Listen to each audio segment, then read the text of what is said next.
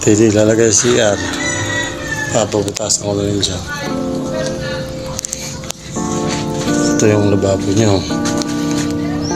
O, yan na. Buhusan na yung haligi. Buhus na siya. Pati ito.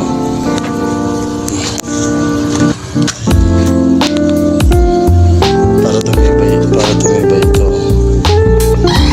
Kasi nakahuga na yan. Maya kasi yan. Ayan, bintana na. Ayan, mga pinto ng kwarto. Buhus na. Una. Patitigasin lang yan. Babalikan ulit pag isang araw. Bububungan.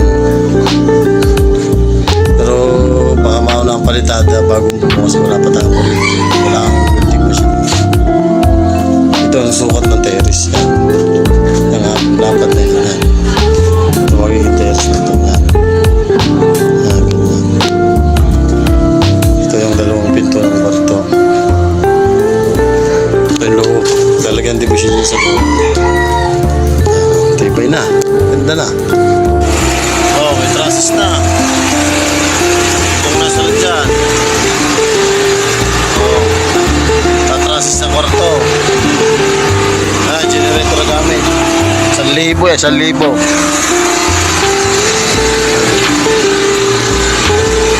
Susunod na ang kwarto bukas sa kusina.